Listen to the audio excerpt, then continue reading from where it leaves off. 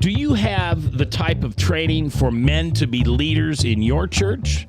I got 3 guys in my studio today that do that for a living. Listen, you'll find out how today live on The View from a Pew. Let's get it started. Let's get it started in here. Let's get it started. Let's get it started in here. Let's get it started in here.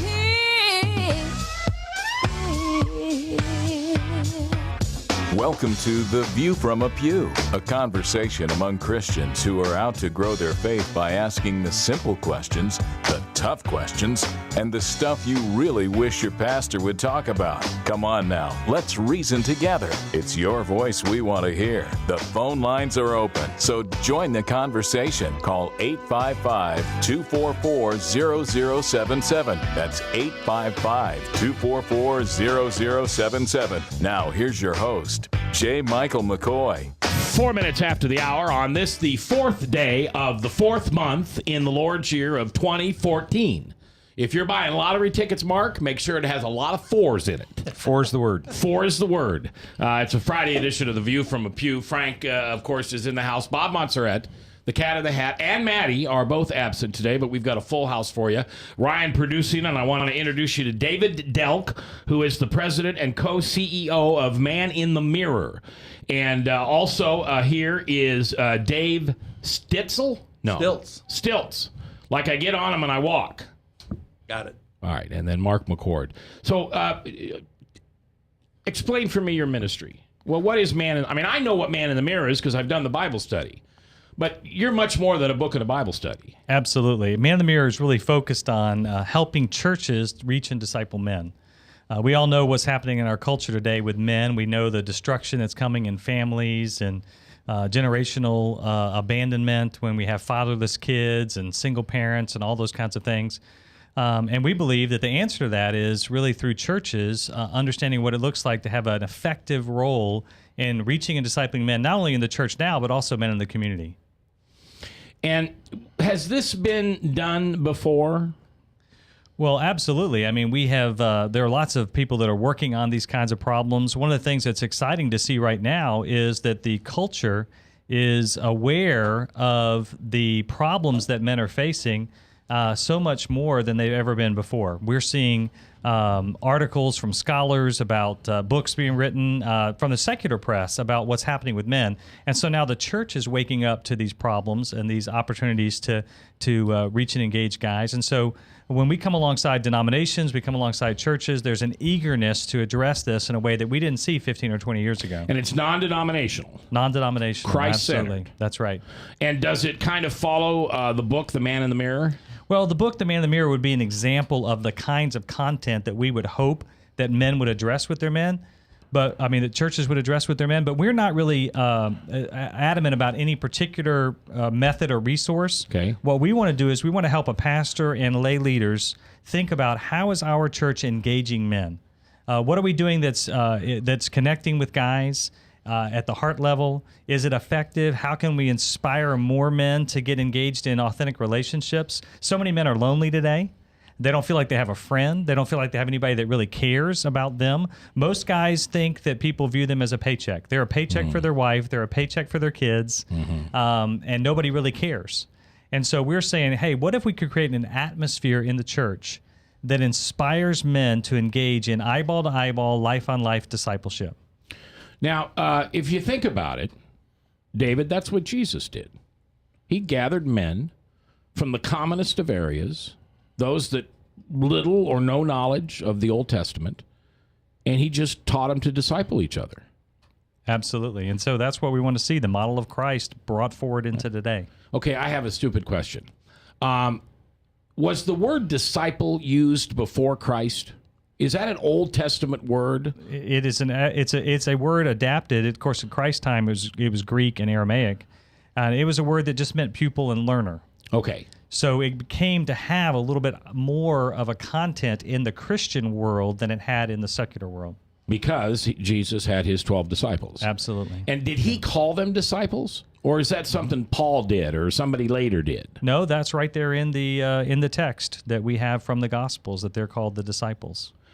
David Delke is one of our guests today. He's the president and co-CEO of Man in the Mirror. The guy on the ground, there's two guys in here. And Dave, I'm going to ask you to scoot that way just a little bit so we can get your full pretty face there on camera. You want me to be the eye candy? Yeah, that's right. You're the eye candy. Listen to all the girls whistle. But David Stiltz and Mark McCord are the guys Cobbler. I said, why did I write McCord? I don't know, buddy. That's the second time I did that. That's I okay. know why I did that. Okay. All right, so you guys are the guys on the ground. So you're the ones that are here in Des Moines all the time. What are you doing? I am an area director, and when the training goes down, for example, this weekend, I'm the guy that stays behind, has a relationship with the churches, coaches them, comes alongside, works with the leadership team, communicates, strategizes, prays for, builds a relationship. So when it's said and done, the right next step is always important. So I'm a part of the right next step before training goes down, and most importantly, after the training goes down. All right, second dumb question of the day, and I get 12, just so you know. Okay, number 2. You know where I go to church. We go to the same church most. Or, well, maybe you go to a lot of churches, probably. But we have a wonderful men's ministry. Now, percentage-wise, we're not really good. When you consider the number of men that come to our church during the course of the week, how many are coming into men's groups. But we've got a pretty good men's program. Are there churches out there that don't have men's programs? They don't have men's Bible studies, men's accountability programs? Yeah, there's churches that have an event and some men eat something, and then that's it, and that was a good thing, but I'm not sure it was life impacting at all. There are churches that have strategy how to engage men and then say, all right, how do we become friends? And then how do we become brothers? And then most importantly, how do we give this away when we're all done? Yeah. So there's a whole different, I think there's churches that get a lot of guys to first base, but there rarely is anybody to get a man all the way around the bases to home. Yeah. And that's what we're talking about, is taking a guy around the bases, and then another guy, he takes another guy around the bases. Yeah. Now, Mac, I do have to tell you that I want you to know you did use a curse word a minute ago. Hold on, let me think. Religion? Nope. Stupid question. Men's ministry. Uh-oh. You knew that, didn't you, Dave? Yep. We are trying to kill the phrase men's ministry.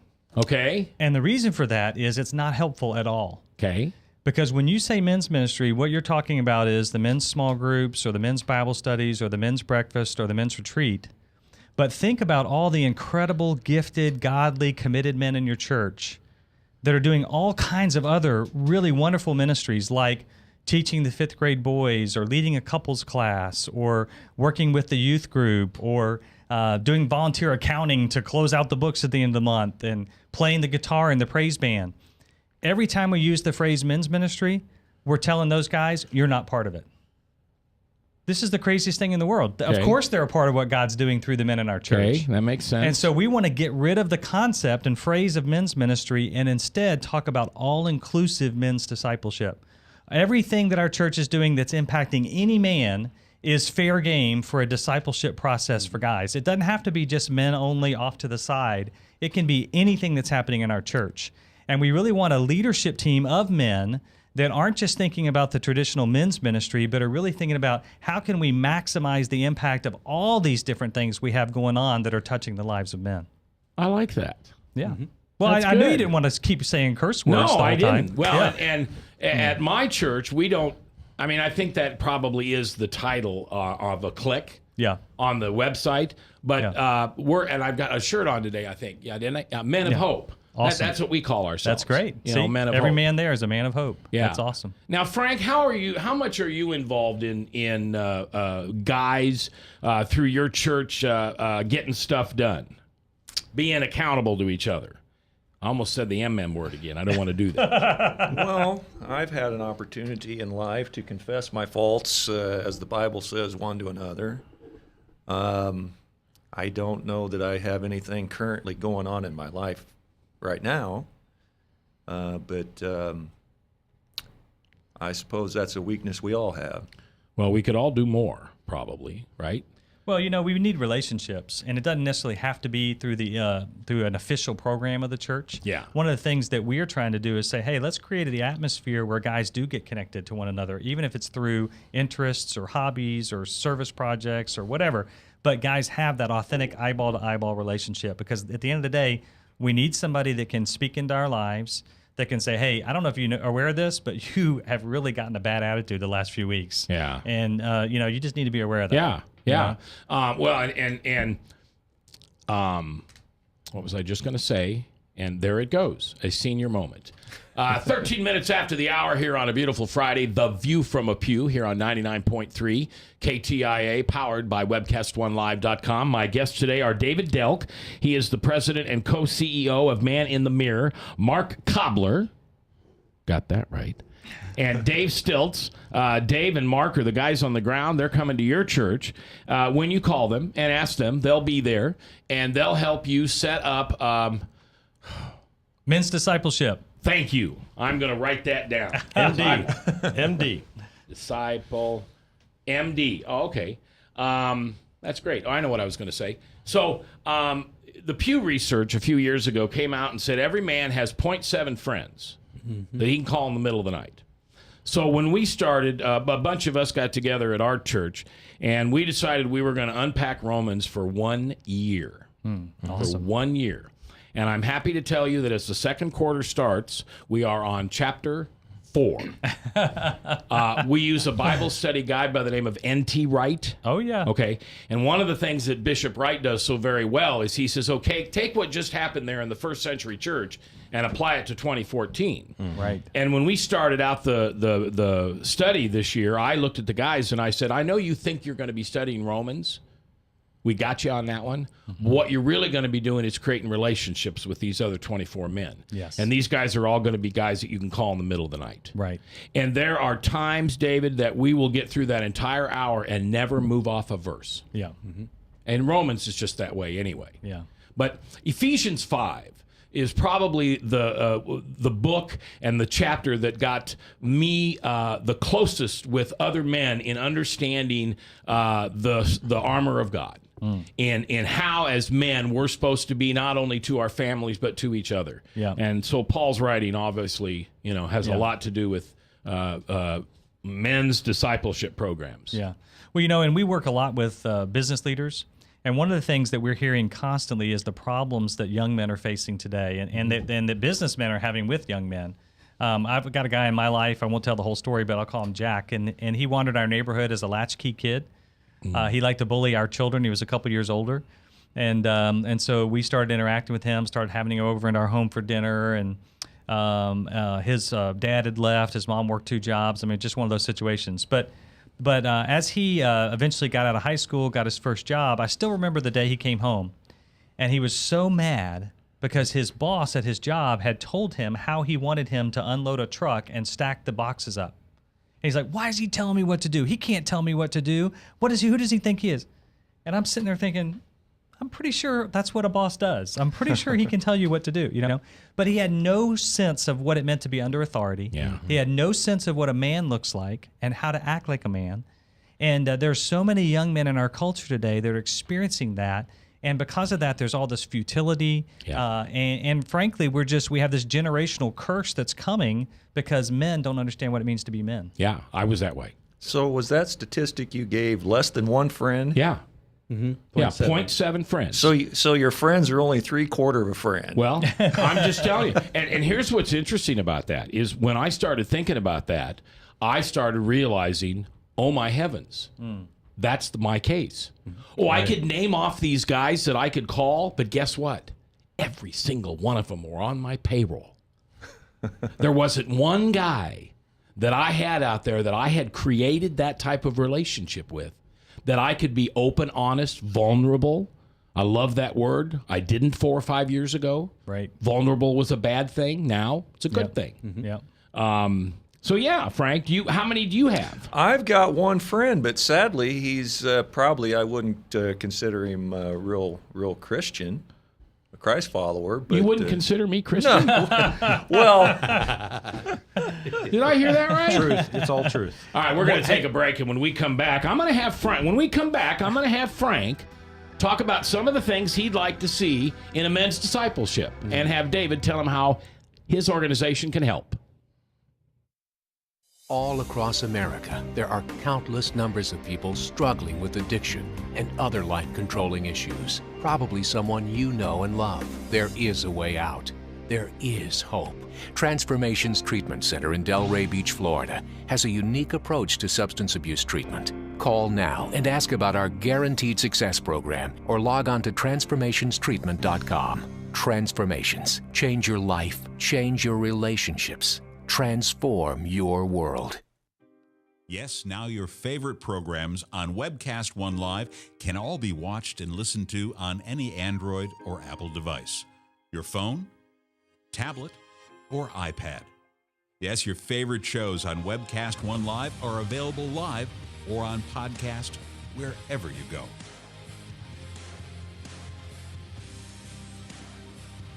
Let me introduce to you some of our great shows. Shalom!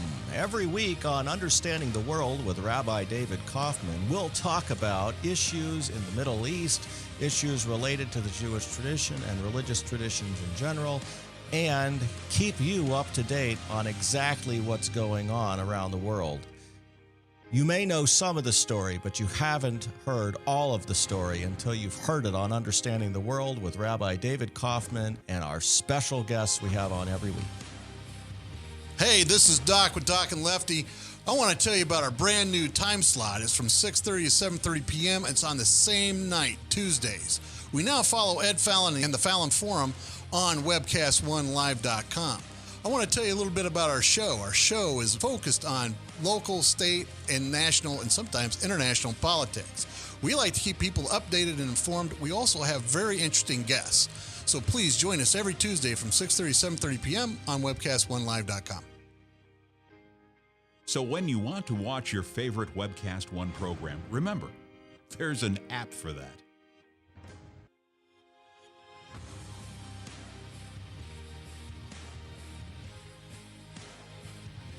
You know, there's an app for that.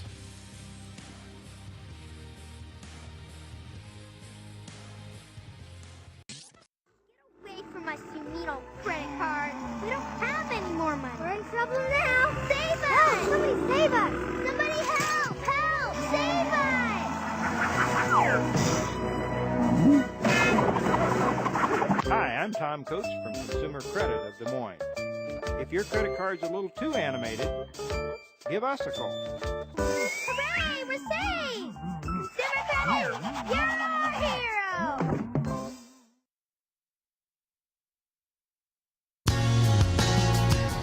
We've got questions. You've got the answer.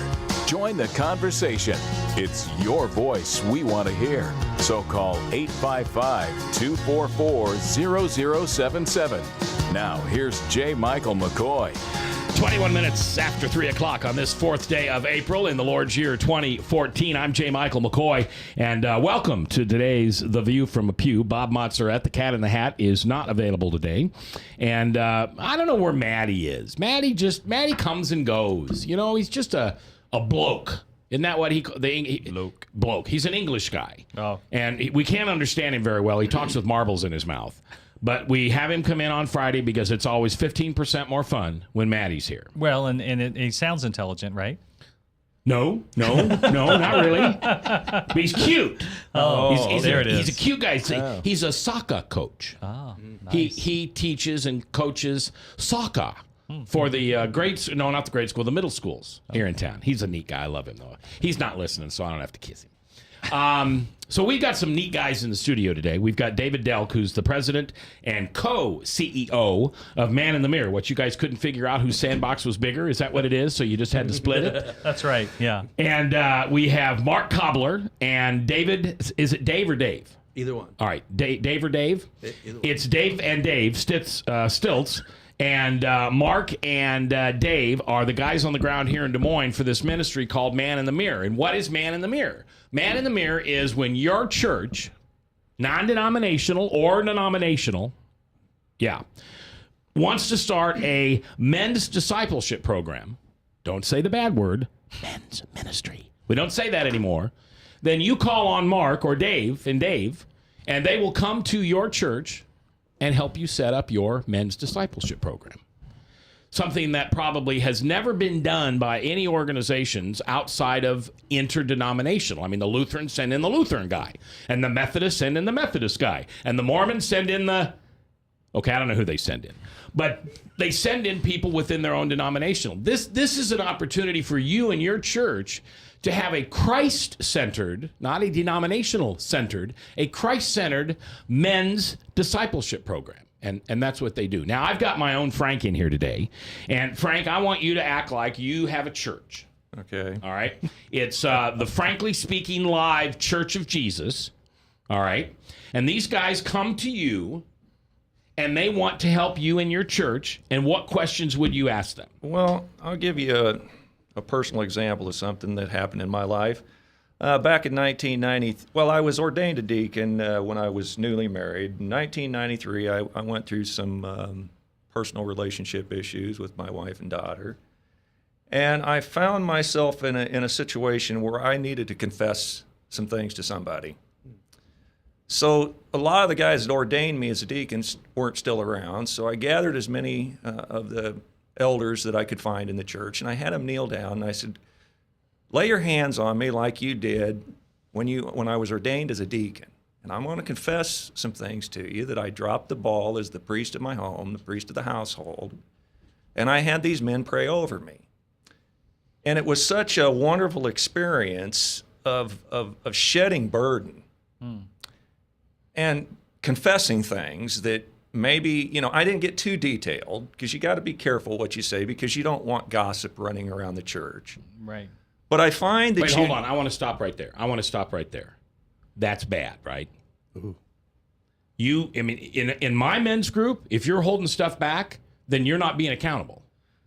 Well, absolutely. I think that there is a time and a place for both, right? I mean, there's wisdom. I mean, you wouldn't stand up in a group of 50 people that you barely know and correct bare your soul. And I probably wouldn't say what I would say in front of men or in front of women that I might say in front of men. Right. So I think the goal would be to get some guys in your life that you can be pretty much completely honest with. All right. So Frank, right here, right, you and me. I'm turning my mic, so I'm looking at you. I want you to tell me your biggest, darkest secret. Right here. These guys will never tell anybody. Yeah. Okay, Ryan, your lips are sealed. Well, so it's just us men here in this room.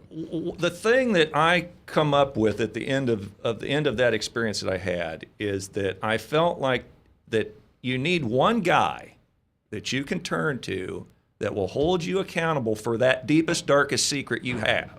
Mm-hmm. But you got to be careful in who you pick to be that bearer of that secret, because you don't want it spread around the church what's going on in your life. That's right. So that would be my concern. I mean, I'm not necessarily afraid to reveal my faults or my fears or anxieties to whoever, but sometimes it just becomes so much fodder for the church. Absolutely. And a part of that is that you have guys who aren't men of integrity, who can't hold things confidential, right?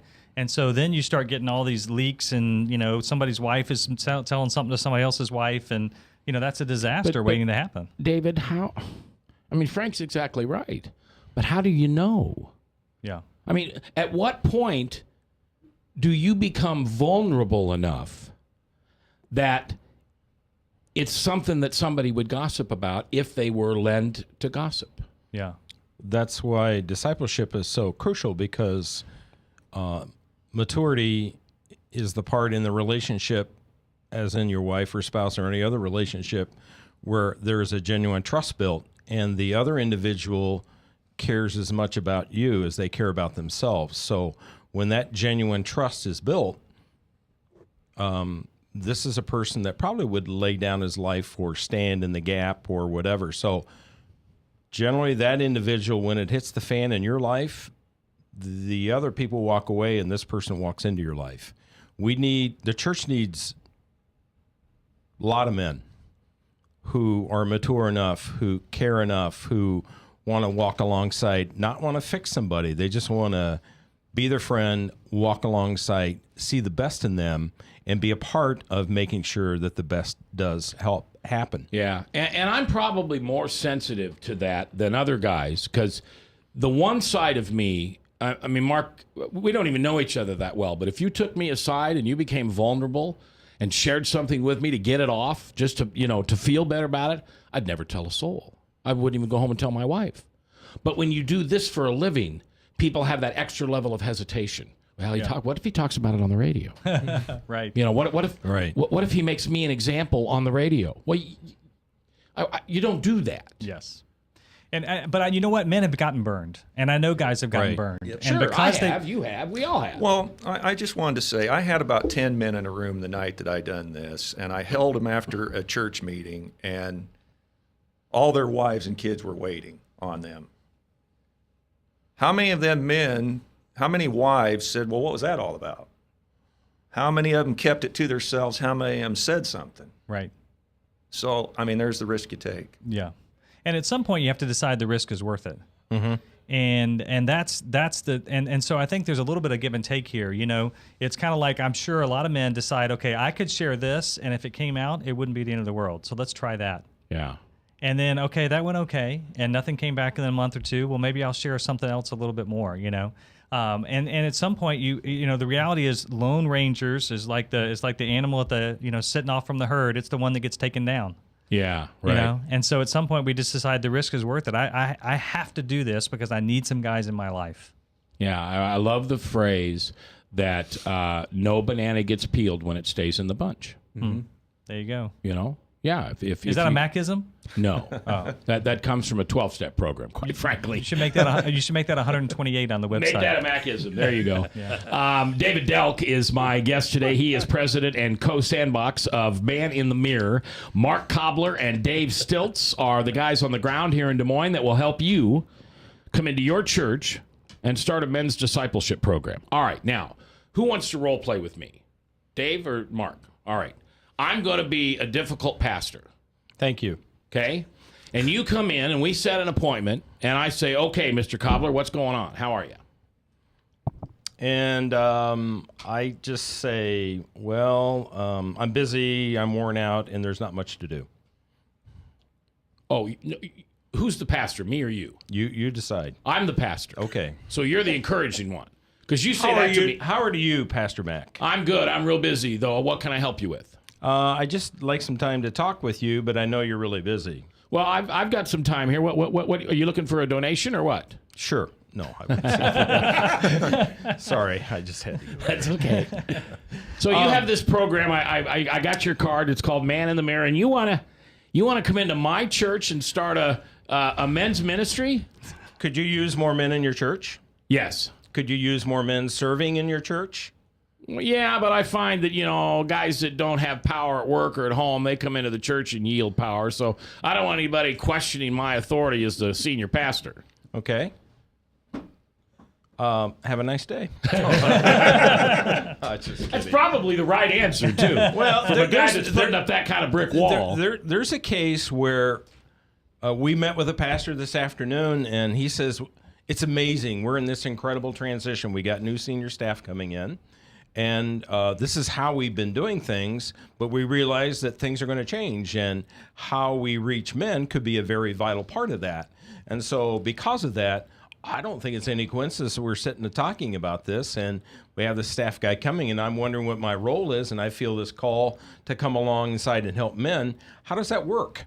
Bang. We just start in and communicate what's there, what's taking place, what could happen. The cool thing was he couldn't make the training this weekend.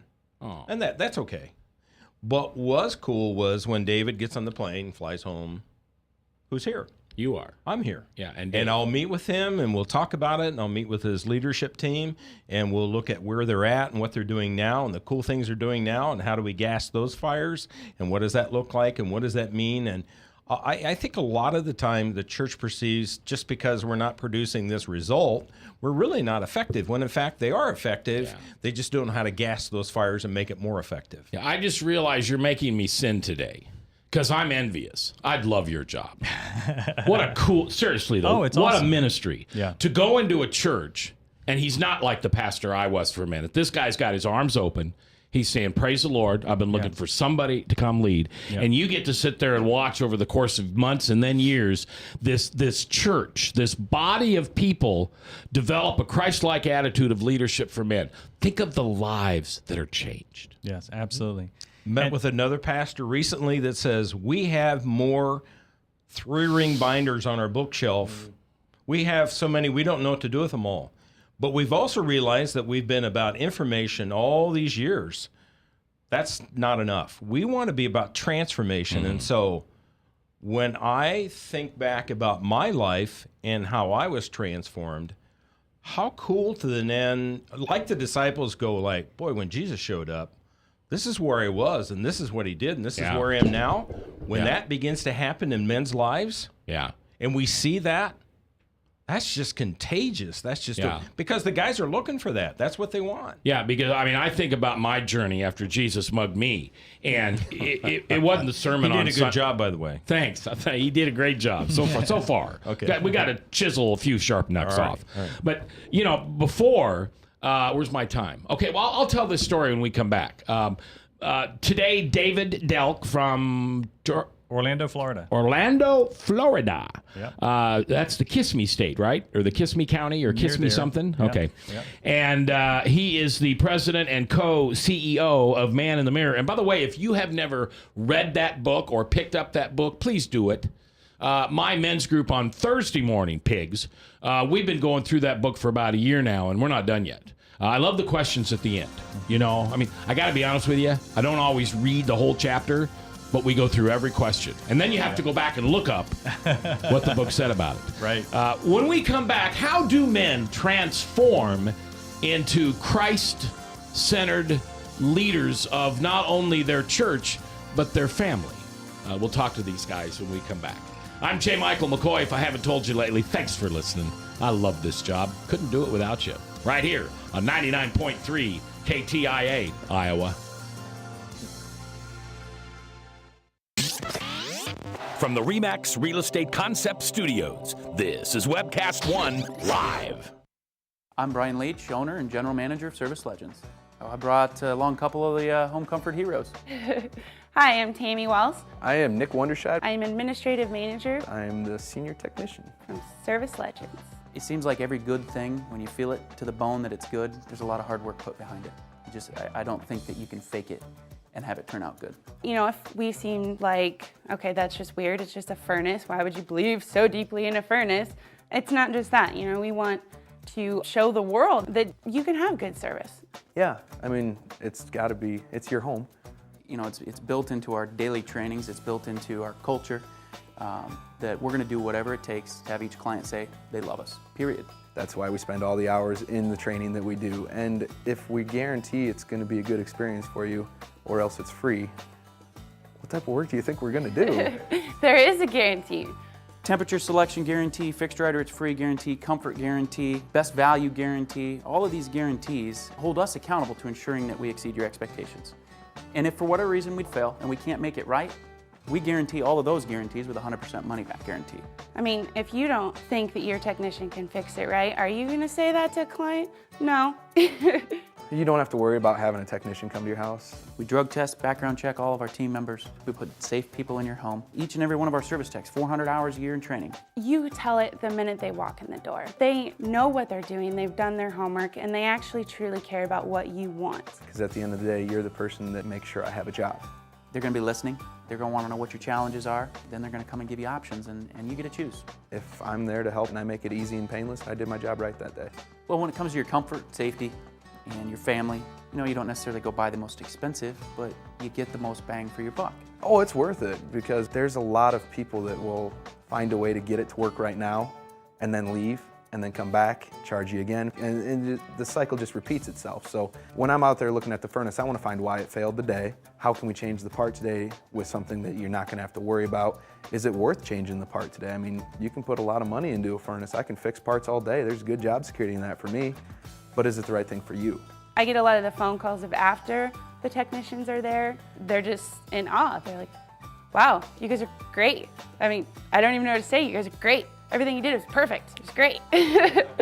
Keep going, though. I like this. Just give us a try. I'm going to take all the risk. I've got the time to make this right. I've got the support to make it right. Just check us out. And if you don't see the value in what we do, I mean, fixed right or it's free or 100% money back. enough said.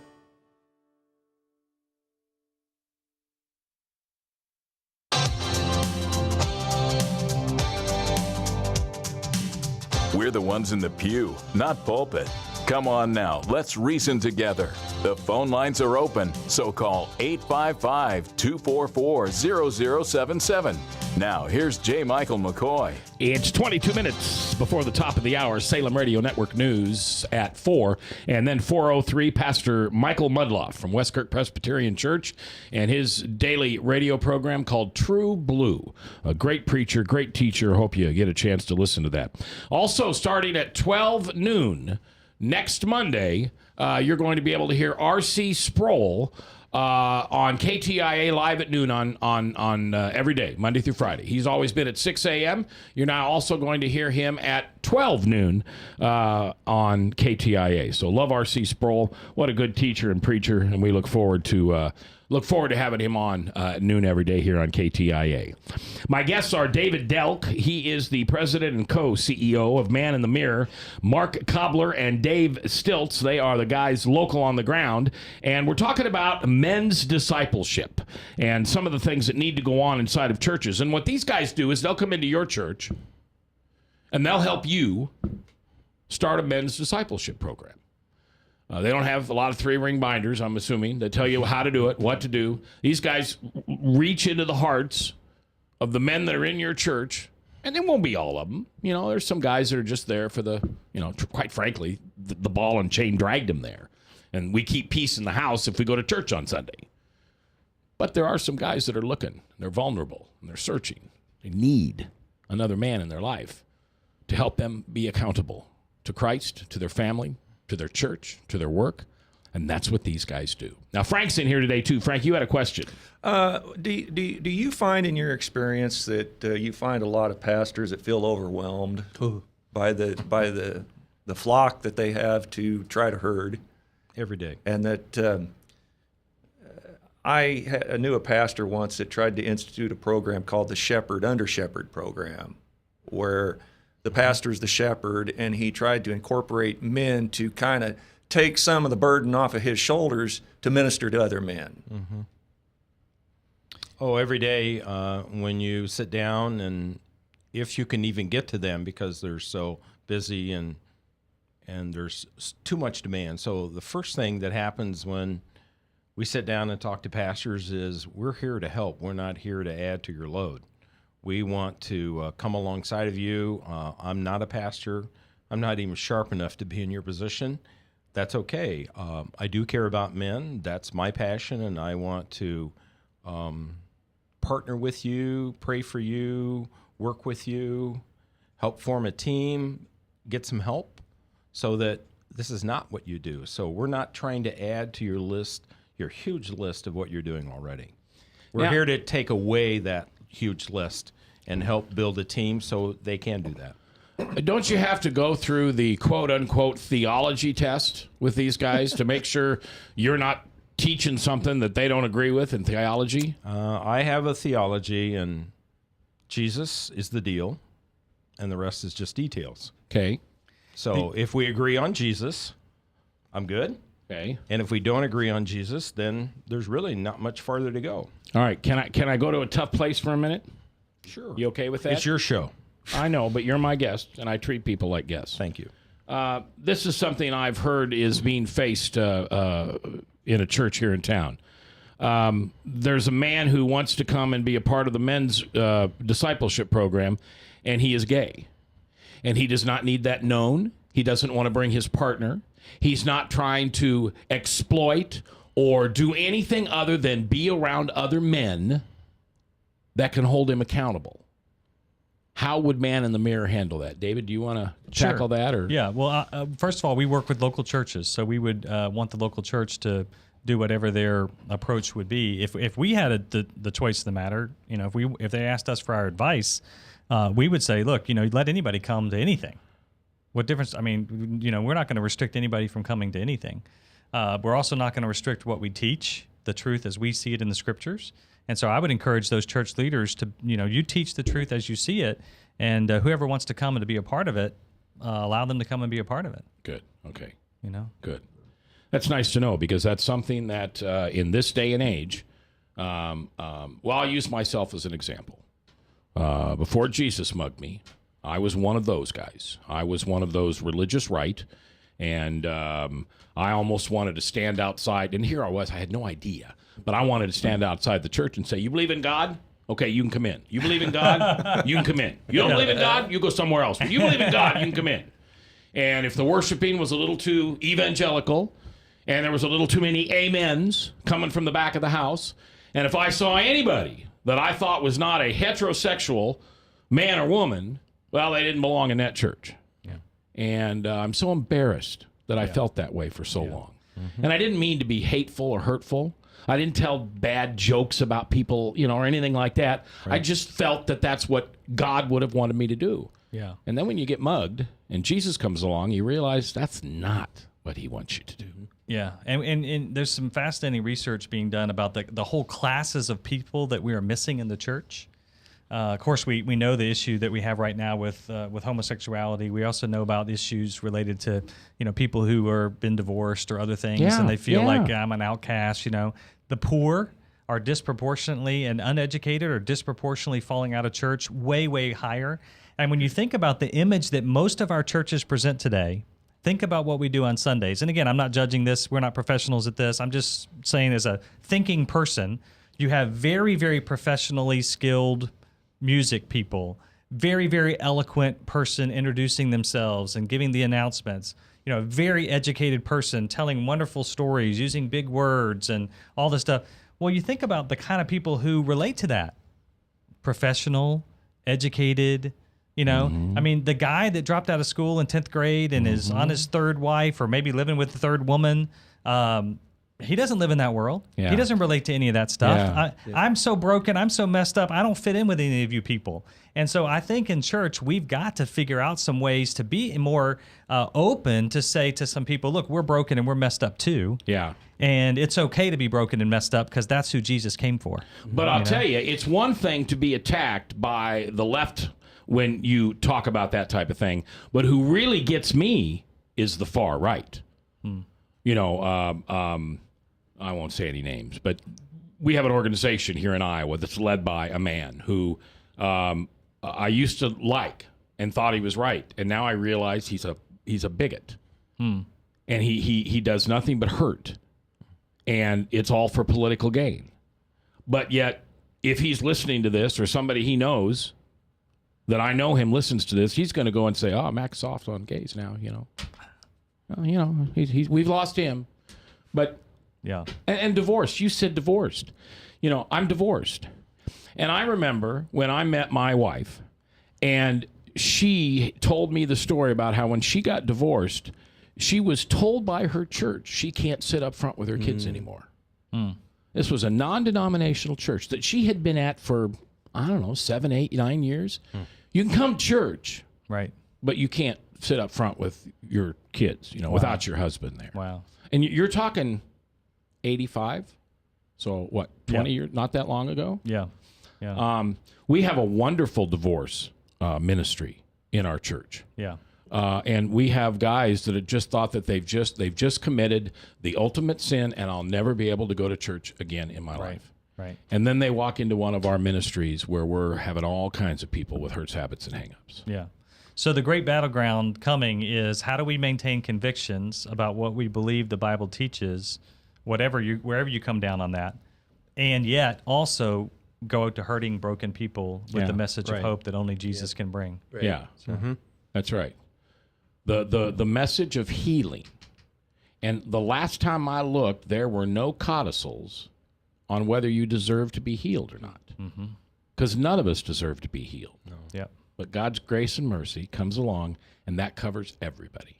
I think that's what men are looking for, though.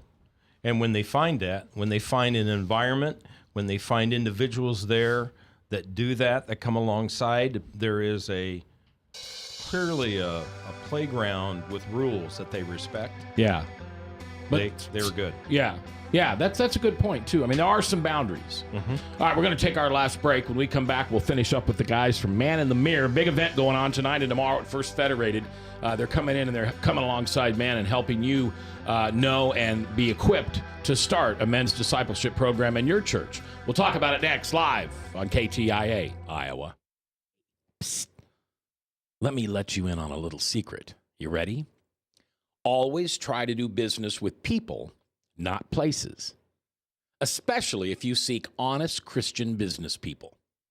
And when it comes to my car, I really need to trust who's working on it. Now, my family is so blessed. A few years ago, we found a family-owned automobile repair shop that operates as a Christian business also. Open, honest, reliable, trustworthy. It's AMCO on Hickman Road in front of Kmart. And it's a family-owned Christian operating business. This family treats your car as if it was their car. Everything from oil changes to transmission repair and everything in between. So the next time you feel the need to be at peace with your choice of who you can trust with your car, give AMCO on Hickman a chance to serve you. And tell them Max sent you. All across America, there are countless numbers of people struggling with addiction and other life-controlling issues. Probably someone you know and love. There is a way out. There is hope. Transformations Treatment Center in Delray Beach, Florida, has a unique approach to substance abuse treatment. Call now and ask about our Guaranteed Success program or log on to transformationstreatment.com. Transformations. Change your life. Change your relationships. Transform your world. If Tom Coates from Consumer Credit of America was your personal webmaster, Tom would filter out all bad debt emails. If Tom was your mailman, you'd never get any debt reduction junk mail. If Tom Coates was a lineman, he'd block any phone calls offering to reduce your credit card debt. Hi, I'm Tom Coates with Consumer Credit of America, and we're still your best choice for credit counseling. We're local, we're accountable, and we can do more. You make the call when the time's right for you. When it comes to competition, there really is none for Consumer Credit of America. We've got questions. You've got the answer. Join the conversation. It's your voice we want to hear. So call 855-244-0077. Now, here's J. Michael McCoy. 10 before the top, Salem Radio Network News, and then Michael Mudloff from Westkirk Presbyterian Church. We've got the guys in from Man in the Mirror, David Delk from Florida, Mark Cobbler, and Dave Stilts, the local guys. And you said something off mic that I got to bring on the radio before we're done here, and that was performance orientation. Now, that sounds like a big sports word, but that's not what it's about. No, absolutely. You know, we are so performance-oriented as men. We swim in it. Think about it. You know, in first or second grade, who wanted to be picked last for kickball at recess? I didn't. Right? Yeah. You want, and it goes on from there. You got to get the right grades. You got to have the right friends. You got to get the right girl to go with you to the dance. You got to, get the right scholarships, or get in the fraternity, or get the first job, make the sale, perform. And so many times, what happens, and no church is trying to do this. Okay, I've never met one anyway, but what happens is guys come out of that performance world where what I do makes me successful. Mm-hmm. And you plop them down in the church. Identity. And they look around and they say, oh, I guess I need to go to class. I guess I need to write a check. I guess I need to get on a team. I guess I need to get friends with the pastor. And so they start check these things off the list. Yep. And so we have all these mediocre, nice, suburban, Western, impotent Christian men who think that doing the right things has made them good, instead of understanding it's really about heart transformation through the power of the Holy Spirit. David, why does, and if you don't know the answer to this, that's okay, I'm going to surprise you. What does a man look for in a church? You know, when my wife and I are shopping for churches, she's music, I'm message. And everything else isn't important. Right. But if the music's incredible and the message is weak, we're not there. Yeah. What do most men look for when they search for a church? I would say that I'm glad you added the word most, because there's all kinds of different men Okay, out there. all right? right. And honestly, some men are going to keep the peace, like you talked about earlier. Yeah. But the men that are really going to church because they are looking for something, often I find the most important thing is they believe that this church is going to make a difference. Right. That their involvement matters. that somebody's life is going to be changed or helped or transformed or something is going to happen because we aren't just sitting here week after week after week after But week. do they think it's their life or they're going to help somebody else's? Often it's both. Okay. A lot of times it's first somebody else's. Okay. Right? I remember our pastor once a year does his sermon on addictions. And he's a wonderful man, and he's got this chain that's probably 16 foot long, and it's real. It's not plastic. Wow. And the links are, probably the size of a nice Krispy Kreme donut. And he'll walk up and down the altar, whatever that's called. We call it the football. And he'll name another addiction, and he'll take another link of Wow. that chain and go around him. And one day he said, pick a row of 10. He said, 2 of you are alcoholics. Wow. 2 of you are prescription drug abusers. 1 of you is into pornography. Wow. 1 of you is having an affair, and stop that. And what he did is he got to the 10th guy, and the 10th guy, you're thinking about all of them.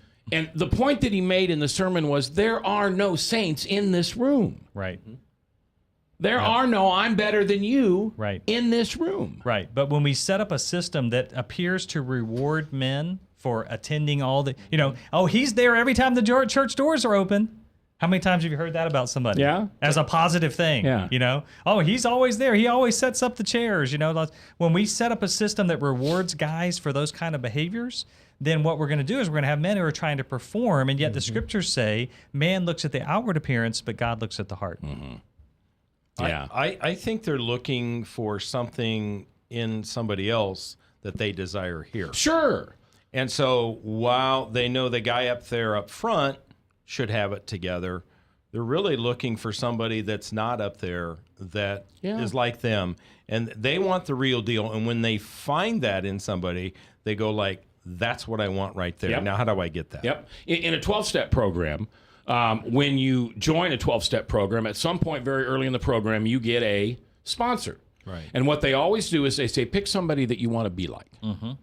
Go ahead and be that person that says, Dave, I want to be like you. How can I be like you? I want to be like Dave, too. Yeah. I want to be like Frank. Okay. But that may sound odd to people, but that is what works. Oh, absolutely. You pick somebody that you can relate to, I want to be like that guy. Yeah. And that's how you do it. Well, I mean, we had apprentice systems for hundreds and hundreds of Yeah. years, Yes. to learn how to do things. Yeah. And yet we've lost this in discipleship and in the church. And there's so many churches where, and I'm just going to say it, senior pastor won't let go. He's got to be in control of everything. And my guess is the last guy that I want to confess my vulnerable sins to is the guy who can jump on the pulpit next Sunday and say, and I was talking to Mac. Yeah. And he was talking to me about that gin bottle that he keeps beside his desk. I don't want to do that. Right. But a guy like Dave sitting next to me, right in the pew, and I can go to church with him or I can meet him after for coffee and say, man, I had a tough week. Yeah. You know? We're in a crisis in America, and this is one of the things I would want your listeners just to think through. If you think about where we are with manhood, I mean, we've got businesses that no longer want to hire young men because they don't think they're dependable. We've got fatherlessness growing. Today, 40% of our children are born out of wedlock, and that greatly increases fatherlessness. Fatherless children 5 times more likely to grow up in poverty, 5 times more likely to enter the juvenile justice system. We've got 93% of the people incarcerated in America today are male. 85% of them report having no significant father figure in their life. So we're at this place where there really is a crisis going on. Well, how did we get here? We didn't get here because of some movie that somebody put out. We didn't get here because of some book somebody wrote. We got here because of hundreds of millions of choices of men over the last 30, 40, 50, 60 years. Yep. And the only way we're going to see a cultural transformation is, I believe, a God-sent revival that's going to lead to hundreds of millions of different choices. Yeah. It's got to be one man with one man getting involved in his life, helping him understand what manhood really looks like. And that happens one church at a time, one leader at a time, one man at a time. And we believe God could be working to send that kind of revival today. Yep. I hope so. Because we need it, don't we? Absolutely. Because we're gonna go down in flames. Yep. David, thank you for being here. Yeah. Thank you for being here. Thank you. Thank you for being here. You're welcome. Ryan, thank you for being here. Frank, Frankly Speaking Live coming up at 5:30 today. Yes. And what are you going to talk about? I'm going to talk about the missing airliner, Benghazi. There's a plane missing? Yeah, you would never know it. Yeah. All right. 24-hour coverage. That's Frankly Speaking Live today, 5:30 right here on webcast1live.com. Restoring Hope Live, the national shows on Sunday at noon Central Time. Hope you take the time to check that out. Maybe learn a little bit about life's hurts, habits, and hang-ups. Well, you know what I'm doing for Lent. At the end of every broadcast, I've always asked you to simply pray. But for Lent, I've asked you to do something different for me. For Lent, I want you to pick that person that you will never forgive, that you have a resentment for that is deeper than the well, that there's no way if you could ever see that person again, would you ever be able to do anything but either spit or bust them in the face. Well, for Lent, my request to you is to pray for that person. Pray that they are successful, that they are happy. Pray that they know Jesus. And you'll be amazed at what happens in 40 days to that burnt out, broken old heart of yours. I'll see you in church.